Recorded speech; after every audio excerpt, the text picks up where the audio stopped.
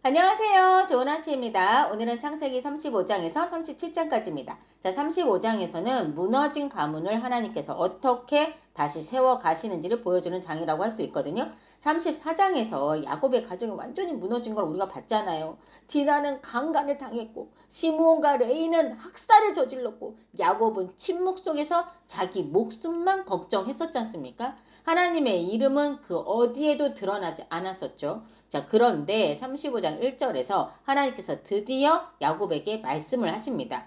일어나 베델로 올라가서 거기 거주하며 너가 너의 형 에서의 낯을 피하여 도망하던 때에 너에게 나타났던 하나님께 거기서 제단을 쌓으라 라고 하시는데요. 여러분, 이 말은요 단순히 이동을 해라 라는 명령이 아니었던 거예요. 그러니까 이 말은 야곱아 다시 처음으로 돌아가자 라는 말이었던 겁니다. 도망자였던 그 밤 아무것도 없던 그 자리, 약속만 붙들고 있었던 그 베델로 돌아가라는 하나님의 말씀이었던 거죠. 자, 이 말을 들은 야곱이 어떻게 행동하는지가 2절에 나와요.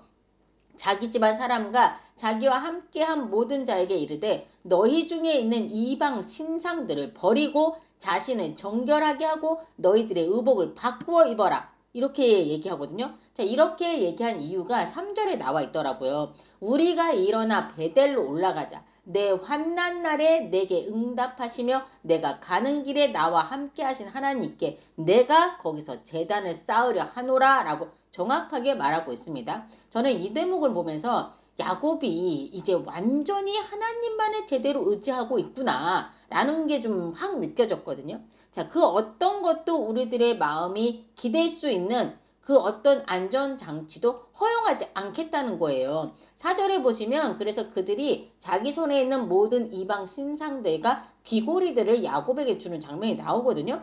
근데 왜 귀고리를 주지? 라고 생각이 들었어요. 왜냐하면 이 당시 귀고리는요 장식용이 아니라 바로 우상숭배를 목적으로 귀에 걸었던 고리를 말하는 거라고 하더라고요. 자, 지금 야곱은 하나님보다 더 의지했던 모든 것들을 하나님 앞에서 완전히 끊어내기 시작한 모습을 보고 있는 거예요. 자, 그 모든 것들을 야곱은 세겜 근처 상수리 나무 아래 다 묻어버리고 떠납니다. 그리고 그런 그들을 보호하시는 하나님의 모습이 또 바로 나와요. 자, 사실 야곱의 아들들이 한 행위는요. 진짜 매우 잔혹한 짓들이었거든요. 그렇지 않습니까, 여러분?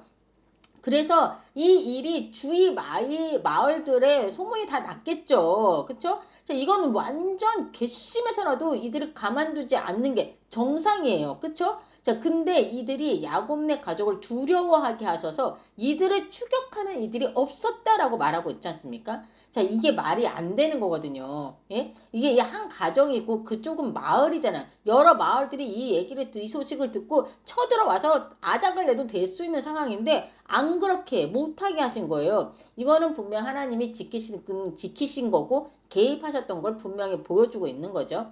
자, 베델에 도착한 야곱은 제단을 쌓고 그곳 이름을 엘 베델이라고 하는데요. 즉 하나님의 집의 하나님이란 뜻이라고 하더라고요. 그러니까 한마디로 이제 하나님이 계셨던 그 장소가 중요한 게 아니라 그곳에 계신 하나님이 중요하다는 걸 지금 말하고 있는 거예요.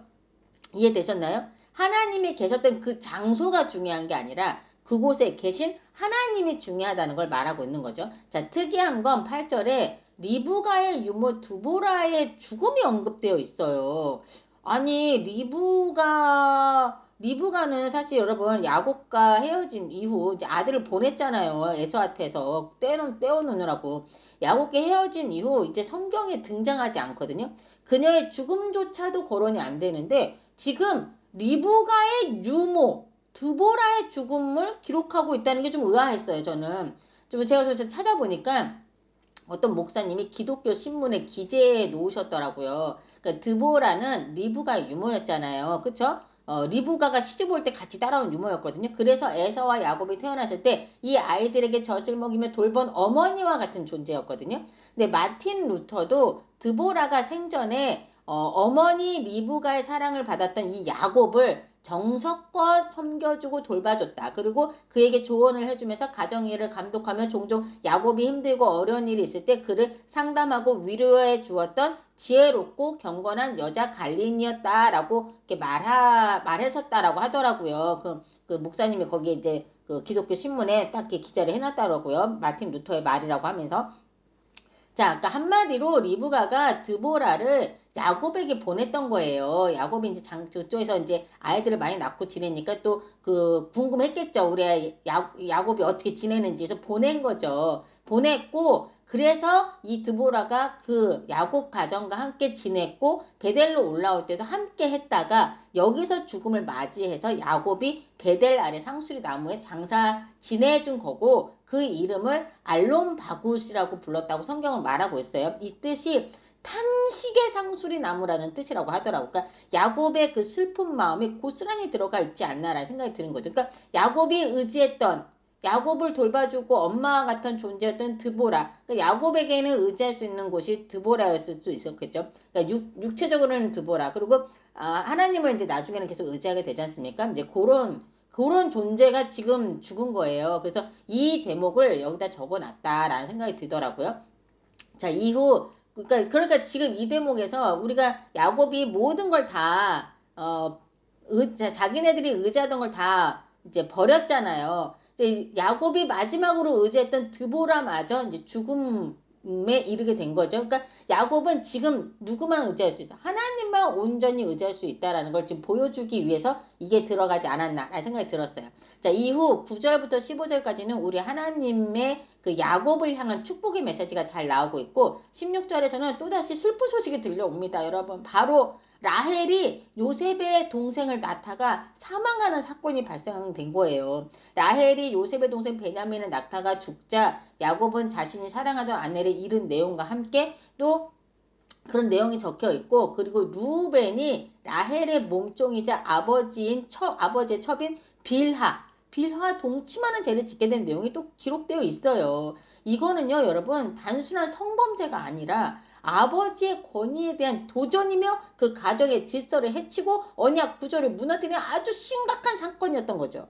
자, 근데요, 한편으로는 이스라엘 백성들에게 하나님께서 왜 이런 조상들의 수치스러운 모습들을 다 말씀하고 계신 걸까?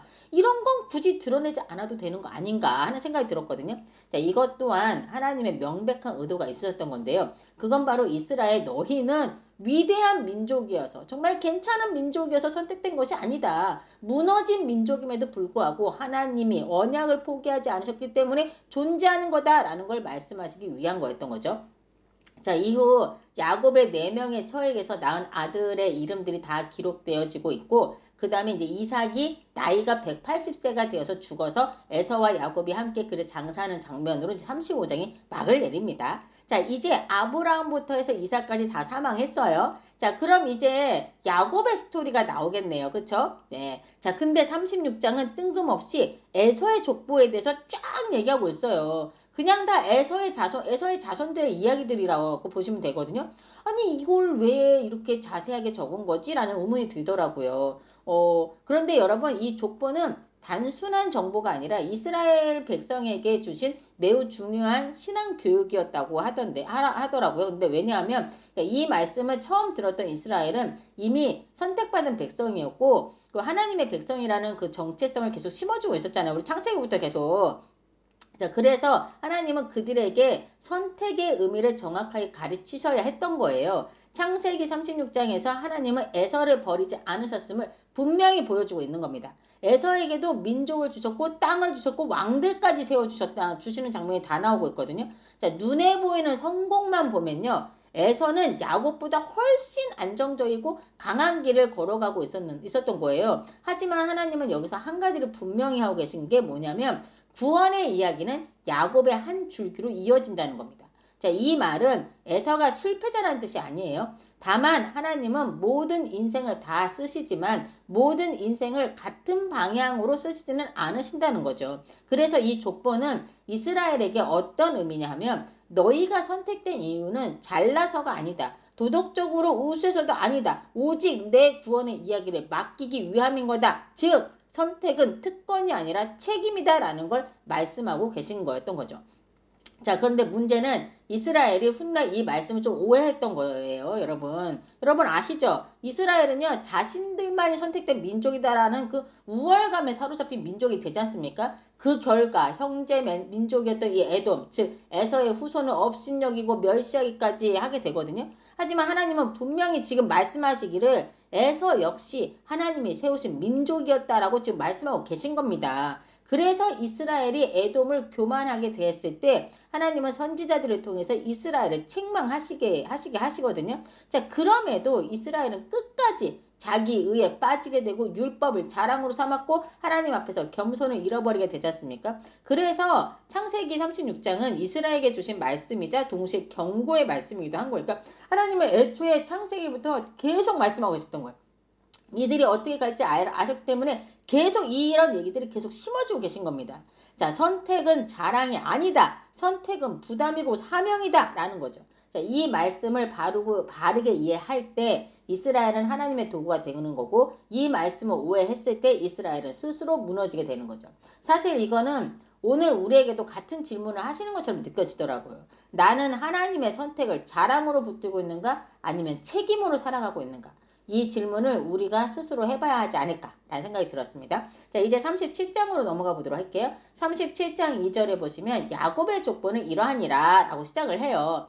그러면 이제 야곱의 12아들들의 이름이 쫙 나오고 그들의 자손들의 이름도 쭉 나와야 되겠네 라고 나오겠네 라고 예상을 하는데 뜬금없이 바로 요셉의 이야기가 나와요. 장자도 아니고 막둥이에요, 막둥이. 예, 위에서 두 번째죠. 예, 요셉의 이야기가 나오더라고요. 그러니까 우리가 성경을 읽을 때 족보가 나오면 그건 누군가를 말하기 위함이라고 제가 말씀드렸었잖아요. 자, 그 한 사람을 보여주기 위해 족보가 나오고 그로 인해 어떤 일이 있었는지를 보여주곤 하는데요. 자, 여러분 아담의 족보는 우리에게 인류의 타락이 어떻게 되어지는지 그 타락 이야기를 보여줬었죠. 그리고 노아의 족보는 홍수 이후에 새 인류의 역사를 보여주었다면 지금 야곱의 족보는요. 이스라엘 민족이 어떻게 살아남았는가를 보여주기 위해 그 중심에 있는 한 사람에 집중한 겁니다. 그게 바로 요셉이었던 거죠. 즉 창세기 37장은 야곱에게서 12아들이 태어났다가 아니라 하나님이 이 야곱의 가족을 어떻게 보존하셨는가 요걸 말하기 시작하는 장인 거예요. 자, 여러분 요셉이 누굽니까? 야곱의 사랑하는 아내 라헬이 낳은 첫 번째 아들이지 않습니까? 그것도 야곱이 나이가 들어서 늙었을 때 라헬이 낳아준 아주 귀한 아들이거든요. 그래서 보면 야곱이 이 요셉을 특별히 아주 엄청 편애하는 모습이 고스란히 담겨져 있어요. 3절에 보면 이스라엘이 여러 아들들보다 그를 더 사랑함으로 그를 위하여 채색 옷을 찌웠더니 라고 적혀있죠. 여러분 이 당시 고대 근동사회에서 옷은 신분을 보여주는 표시였다고 하더라고요. 이 채색 옷은 우리가 생각하는 그 무슨 색동옷 같이 알록달록한 옷을 말하는 게 아니라 바로 뭘 말하냐 긴 옷. 즉 소매가 있고 발목까지 오는 긴 옷을 말하는 거예요. 그러니까 이 옷은 귀한 사람. 여러분 소매가 길고 발목까지 이렇게 옷이 길면 치렁치렁하면 일을 할 수 있습니까? 일을 못해. 이런 옷을 입고는. 그러니까 이 옷은 귀한 사람, 보호받는 사람, 즉 일하지 않아도 되는 사람이 입는 옷으로 가문의 대표 상속자가 입었다고 하더라고요. 예? 반면에 짧고 소매 없는 옷은 노동자들이나 목자들, 한마디로 일해야 하는 사람들이 입는 옷이었던 거죠. 자, 그런데다가 그런 옷을 지금 우리 요셉만 입힌 거야. 요셉만. 아우 너무 차별이다 진짜. 자, 그런데다가 이 요셉은 그의 형들의 잘못을 아버지에게 다 일러 바치는 약간 형들에게는 밉상 캐릭터. 사실 약간이 아니라 좀 완전 밉상이었겠죠. 그렇죠? 그래서 4절에서도 그의 형들이 아버지가 형들보다 그를 더 사랑함을 보고 그를 미워하여 그에게 편안하게 말할 수 없었더라 라고 말하고 있지 않습니까? 근데 여기에 더해서 요셉이 자신의 꿈 이야기까지 합니다. 그 꿈 이야기가 형들을 완전 빡치게 만들었던 거죠. 자, 무슨 꿈 얘기냐? 첫 번째 꿈 이야기는 형들의 곡식단들이 다 요셉의 곡식단을 둘러서 절을 했다는 거예요. 예? 아유, 이게 뭔 얘기야? 형들이 자기한테 고개를 숙였다는 거잖아요. 자, 그리고 두 번째 꿈은 해와 달과 11별이 요셉 자신에게 절했다라고 말하면서 뭐 이걸 막 신나서 얘기를 하는 거예요. 그러니까 이걸 누가 좋아해요? 아니 얘는 눈치가 없나 봐. 사실 이 꿈은 하나님께서 주신 것이었지만 형제들에게는 어떻게 들렸겠어요, 여러분? 요셉이 자기들 위해 서겠다라는 그런 선언처럼 들렸겠죠. 그러니 얼마나 괘씸하고 재수없고 막 그랬겠어요. 저거를 그냥 확 그냥 좀 아우 그냥 열받는 거지. 8절에서 정확하게 표현하고 있더라고요. 그의 꿈과 그의 말로 말미암아 그를 더욱 미워하더니 또 11절에도 그의 형들은 시기하되 라고 적혀 있죠. 하지만 그의 아버지는 그 말들을 간직해 두었다라고 써 있습니다. 자, 어느 날 요셉이 아버지의 심부름으로 형들이 양치는 곳에 가게 됩니다. 자, 멀리서 형들이 동생 요셉이 이렇게 쭈루쭈루 오는 걸 본 거예요. 그러니까는 저 이렇게 뭐라고 써 있습니까? 이제 죽이기로 모의를 하잖아요. 19, 20절에 보시면 가가요. 저기 꿈꾸는 자가 오는도다. 그를 죽여 한 구덩이에 던지고 우리가 말하기를 악한 짐승이 그를 잡아먹었다 하자. 그의 꿈이 어떻게 되는지 우리가 볼 것이니라 라고 얘기하지 않습니까? 얼마나 미웠으면 얼마나 동생이 미웠으면 동생을 죽일 생각까지 하게 됐을까 하는 생각이 들더라고요.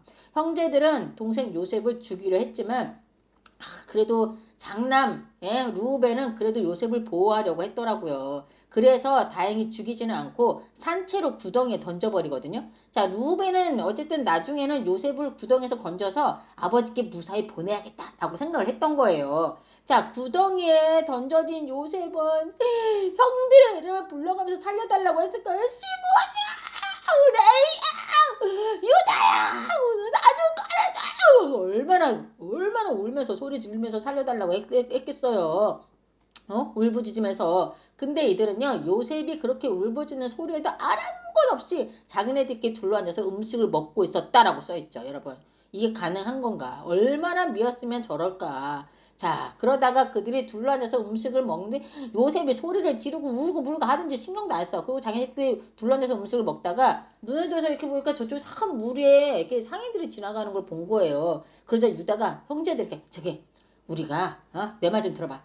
우리가 우리 동생을 죽이고 그의 피를 덮어둔들 무엇이 유익하겠냐? 그를 그냥 저 이스마엘 상인들에게 팔고 그에게 우리 손에 대지 말자. 그는 우리 동생이 우리의 혈육이라 라고 얘기를 합니다. 그러자 형제들도 그래 그게 좋겠어 막 이러면서 그렇게 동의를 한 거죠. 자, 마침 그때 이제 우리가 이제 얘네들이 이렇게 얘기하고 있는데 미디안 상인들이 지나가고 있으니까 이 형제들이 가가지고 요셉을 구덩이에서 끌어올립니다.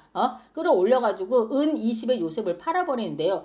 요셉은 구덩이에서 자기를 끌어주니까 또 자기를 또 살려주는 줄 알고 얼마나 좋았겠어요? 근데 헐 이게 웬일이야. 자신을 미대한 상인들을 팔아버린 거예요. 이제는 더 이상 아버지도 형제들도 가족들 그 누구도 볼 수 없게 된 거예요. 그 요셉은 끝까지 옷은 다 벗겨졌죠. 손은 다 묶여가지고 쇠사슬에 끌려가지고 그냥 막 지지 끌려가죠. 울면 야!